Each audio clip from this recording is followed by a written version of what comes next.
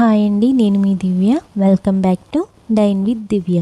ఈరోజు వీడియోలో కోకో పౌడర్తో చాక్లెట్స్ని ఇంట్లోనే ఏ విధంగా తయారు చేసుకోవాలో చూపించబోతున్నానండి. చాలా టేస్టీగా ఉంటాయి, అలాగే చాలా ఈజీగా ఇంట్లోనే ప్రిపేర్ చేసేసుకోవచ్చు. ఈ హోమ్ మేడ్ చాక్లెట్స్ని కేవలం 3 ఇంగ్రీడియంట్స్ని యూజ్ చేస్తూ ఈ వీడియోలో చూపిస్తున్నాను. వీడియో ఎండింగ్ వరకు చూడండి. సో ఇంకా లేట్ చేయకుండా ప్రాసెస్ ఏంటో చూసేద్దాం. ఈ చాక్లెట్స్ని చేయడానికి ఒక గిన్నెలోకి 1/2 కప్ వరకు కోకో పౌడర్ని తీసుకోవాలి. ఇక్కడ మీరు ఏ కంపెనీ కోకో పౌడర్ని అయినా యూజ్ చేసుకోవచ్చు. నెక్స్ట్ 1/2 కప్ వరకు పంచదారని తీసుకోవాలి, లేదంటే పంచదారని పౌడర్లా చేసైనా తీసుకోవచ్చు. అలాగే 1/2 కప్ వరకు హోమ్ మేడ్ నెయ్యిని మెల్ట్ చేసి తీసుకుంటున్నాను. ఒకవేళ మీ దగ్గర బటర్ ఉంటే సాల్ట్ లేని బటర్ని యూజ్ చేసుకోవచ్చు. ఇప్పుడు ఈ 3 ఇంగ్రీడియంట్స్ బాగా మిక్స్ చేయండి. ఇలా మిక్స్ చేసుకున్న తర్వాత డబుల్ బాయిలింగ్ మెథడ్లో ప్రిపేర్ చేసుకుందాం. దానికోసం స్టవ్ మీద ఒక గిన్నెలో ఇలా వాటర్ని వేసుకుని లో ఫ్లేమ్లో కాసేపు మరగనివ్వాలి.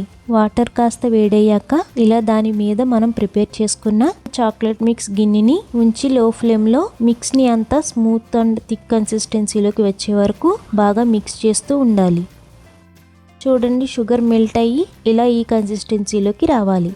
ఇలా వచ్చాక ఫ్లేమ్ ఆఫ్ చేసేయండి. ఇప్పుడు ఇలాంటి సిలికాన్ చాక్లెట్ మౌల్డ్ని తీసుకుని అందులో ఈ చాక్లెట్ మిక్స్ని వేసుకోవాలి.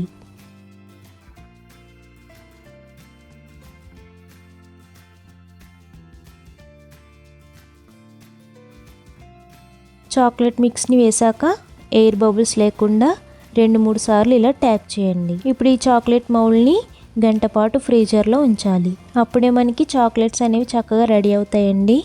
గంట తర్వాత ఫ్రీజర్ నుంచి బయటికి తీసి చూస్తే చాక్లెట్స్ చాలా చక్కగా తయారైపోయాయి.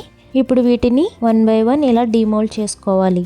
అంతే అండి, simple and yummy chocolates ready అయిపోయాయి. వీటిని ఒక బాక్స్లోకి ట్రాన్స్ఫర్ చేసుకుని ఫ్రిడ్జ్లో ఉంచుకుని ఎప్పుడు తినాలనుకుంటే అప్పుడు తీసుకుని తినొచ్చు. సో ఫ్రెండ్స్, హోమ్ మేడ్ చాక్లెట్స్ని టేస్టీగా ఈజీగా ఎలా తయారు చేసుకోవాలో చూసారు కదా. మీరు కూడా వెంటనే ట్రై చేసి మీకు ఎలా కుదిరిందో కామెంట్ సెక్షన్లో కామెంట్ చేయండి. అలాగే వీడియో నచ్చితే ఒక లైక్ చేసి మీ ఫ్రెండ్స్ అండ్ రిలేటివ్స్కి షేర్ చేయండి. మన ఛానల్ని సబ్స్క్రైబ్ చేసుకోవడం మర్చిపోకండి.